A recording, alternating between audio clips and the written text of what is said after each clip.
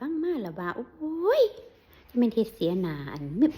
หยังก็เมียฝรั่งสายฝอจะเป็นเฮ็ดเสียหน้าเมียฝรั่งหลายเนาะโตนี่ว่าซั่นว่าพี่น้องเอ้ยเฮ็ดเสียหน้าแบบใดค่ะเงึดไหลบ่อยากเว้าเฮ็ดเสียหน้าแบบใดวะติ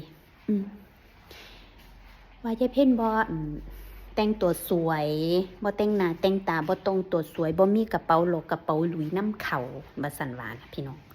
อันยายเพ็ญบ่ได้สะอ่อนจักเม็ดเลยอันซุ่มนั่นซุ่มที่เว้ามาน่ะพี่น้องไม่ได้สนใจด้วย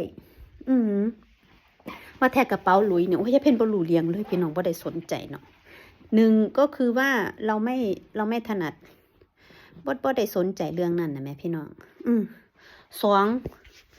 มันบ่ได้เป็นสิ่งสำคัญอีหยังกับยายเพ็ญเลยพี่น้องจะบอกให้เลยยายเพ็ญไม่ได้สนใจแบบนั้นเนาะพี่น้องจะบ่ได้สนใจอีหลีผู้ใดสิว่าร่ำว่ารวยผู้ใดสิว่าจังใดก็อย่าถ้าพูดถึงว่า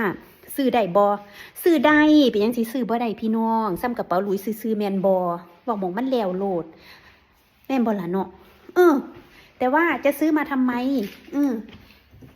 อันนั้นสิเอาไปนำอยู่ติที่เขาฟังไปนำสิบ่ให้ถามแน่นั่นแหละไม่ได้เป็นคนแบบนั้นพี่น้องฝากด้วยนะคะคนที่บอกว่าเสียหน้าเสียตาสายฝอไปหมดคำว่าสายฝอเป็นไม่หมายความว่าจังไดก่อนเป็นมาดามที่เลิศรู้ว่าติเป็นมาดามที่เลิศรู้แต่งตัวงามๆท่าหน้าแต่งตาทุกมือทุกเต้นหิวกระเป๋าลุยลุยหน้าลุยหลังหั่นบอกยายเพ็ญก็มีหิวอยู่พี่น้องลุยหน้าลุยหลังกระเป๋ายายเพ็ญน่ะอัน1 ยูโร2 ยูโรอีหลี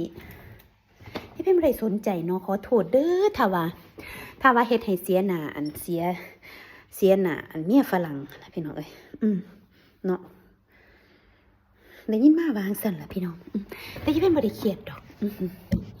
ถ้าเขาสบายใจก็ให้พูดไปเนาะพี่น้องจ้ะสมมุติเมียฝรั่งส้มเมียฝรั่งที่อัน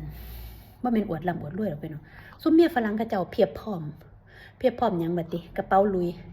แต่งตัวอันสวยๆแต่งหน้าแต่งตาทุกมือให้เกียรติผัวนะการให้เกียรติผัวนี่โอ้ยพวกนี้ก็ให้เกียรติเบิดละผัวไผเนาะพี่น้องจ้ะแต่ว่าเสียเยเพ่นไปใส่ท่องหลายๆเส้นถือกระเป๋าลุยใส่เกือบใส่นาฬิกาเลื่อนแพงๆขี่รถข้ามงามๆคือจังสิบ่แม่นยายเพ่นดอกเด้อพี่น้องเด้อคือจังสิบ่แม่นดอกถ้าว่าอันเสียหน้าเสียตาสายฝอกันบ่แม่นขอโทษเด้พี่น้องจ้ะยายเพ่นสิไปขอโทษเฮ็ดหยังเนาะเขาบ่ได้มีกฎหมายว่าอันเมียฝรั่งต้องเป็นแบบนี้เด้พี่น้องเมียฝรั่งหรือเมียไทยเมียไผก็อย่าคุณเป็นใคร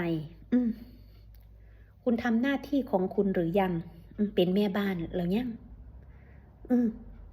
คำว่าแม่บ้านเป็นแบบใดเป็นแล้วไปหรือเป็นแม่เลี้ยงบ้าน